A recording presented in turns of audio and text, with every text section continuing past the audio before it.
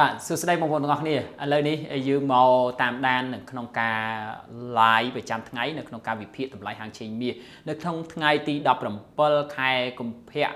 2026យើងមើលទៅលើឆាតបន្តិចបាទ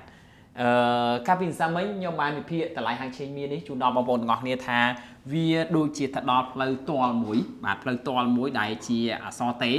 វានឹងមានការបំបែកខ្លួនទម្លាក់ទៅក្រោមឬក៏ឡើងលើអាចបើឲ្យវា sideways នៅកន្លែងនឹងទៀតគឺអត់អាច sideways ទេជាពិសេសនៅក្នុងសប្តាហ៍នឹងតែម្ដងអ្នកទាំងអស់គ្នានៅក្នុងសប្តាហ៍នេះខ្ញុំគូឲ្យអ្នកទាំងអស់គ្នាឡើងវិញបន្តិចអញ្ចឹងអ្នកទាំងអស់គ្នាខ្ញុំឲ្យអ្នកទាំងអស់គ្នាមើលកន្លែងនេះបន្តិចថ្ងៃមុនសាមញ្ញយើងវិភាគថាយើងដាក់សញ្ញានេះជូនដល់បងប្អូនទាំងអស់គ្នាបាទអញ្ចឹងគ្រាន់តែផឹកឡើងវាទម្លាក់ខ្លួនបបែកកន្លែងហ្នឹងអញ្ចឹងមានន័យថាតម្លៃហាងឆេងមាសនៅក្នុងសប្តាហ៍នេះវាអត់អាចនៅកន្លែងហ្នឹងទៀតទេអត់អាចនៅ49 90ឬក៏$5,000នៅក្នុងមួយអោនហ្នឹងទៀតទេវានឹងចាប់ផ្ដើមផ្លាស់ប្ដូរទិសដៅនៅក្នុងការឈរនៅក្នុងប្រហែលថ្ងៃនេះអូខេអ្នកទាំងអស់គ្នាក្រោមហេតុផលមានក្នុងការវិភាគបច្ចេកទេសទី1គឺ technical បានបិទនៅកន្លែងហ្នឹងបានន័យថា technical គឺត្រូវតែផ្លាស់ប្ដូរតម្លៃបាទ technical ណាក្នុងការវិភាគតម្លៃ technical ហាក់បីដូចជាខាងមុខនេះជាផ្លូវបំបែកអក្សរតេបាទផ្លូវបំបែកអក្សរតេអញ្ចឹងមានតែលើហើយនឹងទៅក្រោមអត់អាច sideways នៅក្នុងចន្លោះហ្នឹងបានទេសប្តាហ៍ហ្នឹងអញ្ចឹងនេះក៏ជាការ alert មួយឲ្យបងប្អូនទាំងអស់គ្នានៅក្នុងការរងចាំទិញនៅខាងក្រោមឬក៏រងចាំលក់នៅខាងលើតែកុំបន្ថយបន្ថានៅក្នុងការទិញលក់នៅតម្លៃនេះពេកបើមិនជាបងប្អូនទាំងអស់នេះចាប់ trend វាអត់បានឬក៏អត់យល់ដឹងអំពីការវិភាគបែបជា candlestick មួយដើមសម្រាប់ដើមទៀងអីផ្សេងអូខេតោះអ្នកទាំងអស់គ្នាអញ្ចឹងយើងមកមើលតម្លៃជាក់ស្ដែងហ្មងទៅបាទតម្លៃជាក់ស្ដែងឥឡូវនេះគឺនៅតម្លៃ$4,964ព្រឹកមិញអ្នកទាំងអស់នេះគាត់បើកផ្សារមកទម្លាក់ខ្លួនមកដល់ខាងក្រោមនេះហ្មងអញ្ចឹងតម្លៃនៅខាងក្រោមនេះព្រឹកមិញចុះដល់$4,920បាទ$20ហើយបានងើបឡើងបន្តិចតែទោះបីយ៉ាងណាក៏ដោយសញ្ញានេះគឺវាចង់បញ្ជាក់ថាវានឹងចង់ផ្លាស់ប្ដូរទិសដៅអូខេអ្នកទាំងអស់គ្នាអញ្ចឹងត្រឡប់មកតម្លៃហាងឆេងមាសយើងវិញខ្ញុំជូនអ្នកទាំងអស់គ្នានៅក្នុងការត្រៀមនៅក្នុងការទិញឬក៏លក់ខ្ញុំ short screen វាបន្តិចដើម្បីឲ្យអ្នកទាំងអស់គ្នាងាយស្រួលអញ្ចឹងបើអ្នកទាំងអស់គ្នាចង់ធ្វើការទិញបាទធ្វើការទិញលុះត្រាតែតម្លៃហ្នឹងរត់មក around 4,866បាទអ្នកទាំងអស់គ្នាអាចទិញបានលើកទី1បាទ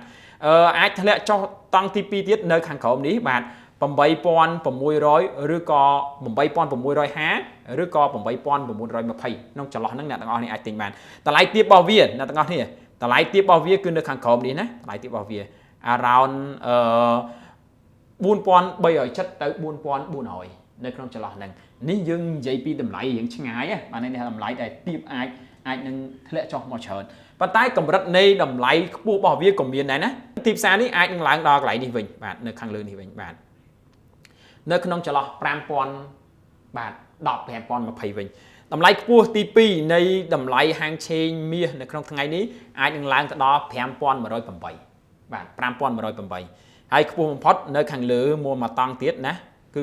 5,350បាទនៅខាងនេះអញ្ចឹងចន្លោះនេះគឺជាចន្លោះដែលអ្នកទាំងអស់នេះអាចទិញលក់បានហើយបាទអាចទិញលក់បាននៅក្នុងហ្នឹងអូខេបងប្អូនទាំងអស់គ្នាអញ្ចឹងប្រហែលជាមើលឃើញតម្លៃច្បាស់ដែរខាងក្រោមនេះ